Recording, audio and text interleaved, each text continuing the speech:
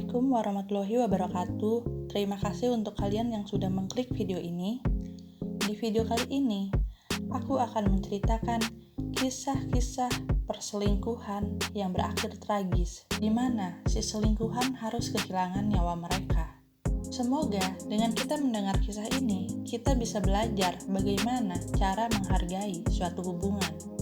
Sebelum kita lanjut ke ceritanya, tolong bantu aku untuk klik tombol subscribe-nya dulu ya teman-teman, biar aku semakin semangat nih bikin videonya. Dan jangan lupa juga untuk klik tombol loncengnya, biar kalian gak ketinggalan kalau aku upload video terbaru lainnya. Aku tungguin ya. Oke, terima kasih teman-teman. Sekarang yuk kita lanjut ke kisah pertama. 1. Dini Nurdiani. Dini Nurdiani, seorang wanita berusia 26 tahun, asal Cengkareng, Jakarta Barat, dinyatakan hilang oleh keluarganya sejak tanggal 26 April 2022. Hari itu, Dini yang pulang kerja jam 3 sore, pamit pada keluarganya untuk melakukan buka bersama.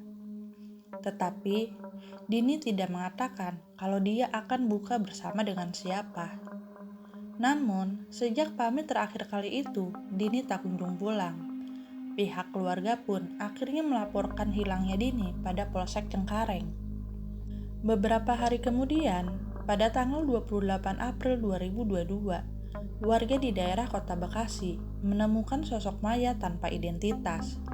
Saat itu, Polres Bekasi menyebarkan informasi penemuan mayat ini pada kantor polisi-polisi lainnya. Akhirnya, setelah berkoordinasi antara Polsek Cengkareng dan Polres Bekasi, diketahui mayat yang ditemukan tersebut adalah mayat Dini Nurdiani yang telah hilang sejak tanggal 26 April 2022. Pihak kepolisian pun kemudian melakukan penyelidikan atas penemuan jenazah ini. Polisi mendapatkan informasi bahwa Dini sedang dekat dengan rekan kerjanya yang bernama Ivan. Polisi pun akhirnya mendatangi rumah Ivan.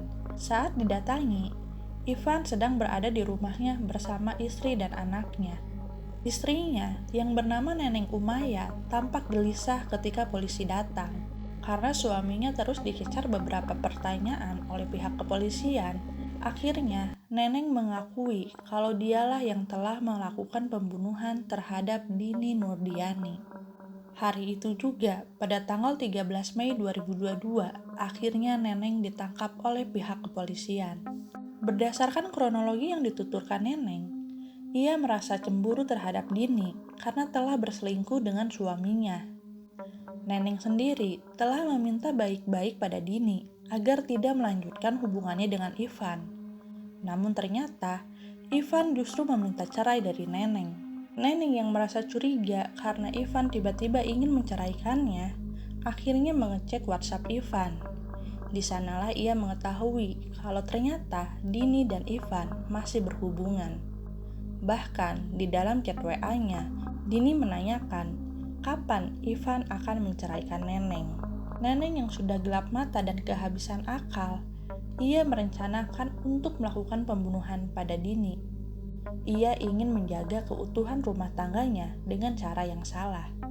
Tibalah hari di mana Neneng akan melakukan pembunuhan pada Dini, yaitu pada tanggal 26 April 2022. Neneng mengambil HP Ivan tanpa sepengetahuan Ivan. Kemudian, ia mengirimkan pesan pada Dini, mengajaknya untuk berbuka bersama. Di saat mengirim pesan tersebut, Neneng berpura-pura menjadi Ivan dan mengatakan pada Dini bahwa akan ada saudara Ivan yang menjemput Dini. Saat itu, Neneng sendiri yang datang menjemput Dini dan menyamar sebagai anggota keluarga Ivan. Kemudian, Neneng dan Dini berboncengan menaiki sepeda motor. Neneng membawa Dini ke daerah Bekasi. Di daerah Bekasi tersebut, Neneng menurunkan Dini di sebuah tempat yang sepi. Neneng berkata pada Dini, nanti Ivan akan datang ke sana. Kemudian, Neneng izin pada Dini untuk membeli minum terlebih dahulu. Bukannya pergi untuk beli minum, tapi Neneng bersembunyi mengamati Dini. Dini yang ditinggalkan Neneng saat itu akhirnya hanya memainkan HP-nya sambil menunggu Ivan. Di saat Dini mulai lengah, Neneng tiba-tiba datang lagi. dengan membawa kunci Inggris. Dia pun memukulkan kunci Inggris itu pada Dini. Dini yang memang sedang lengah, akhirnya jatuh tersungkur pada saat itu juga. Dan ia terus merintih kesakitan. Menyadari Dini belum meninggal, Neneng pun menyeret Dini ke area semak-semak. Di area semak-semak itulah Neneng menghabisi Dini dengan melakukan beberapa penusukan menggunakan gunting rumput. Setelah memastikan Dini telah tewas, Neneng pun mengganti pakaiannya yang saat itu berlumuran darah. Ia memang telah menyiapkan pakaian ganti sebelumnya untuk mengantisipasi hal tersebut. Setelah semuanya rapi, Neneng membuang pakaiannya dan barang bukti tidak jauh dari lokasi jenazah Dini. Atas perbuatannya tersebut, Neneng telah ditahan di Polres Metro Bekasi Kota dan dijerat oleh pasal 340 sub 338 KUHP dengan ancaman pidana yaitu 20 tahun penjara.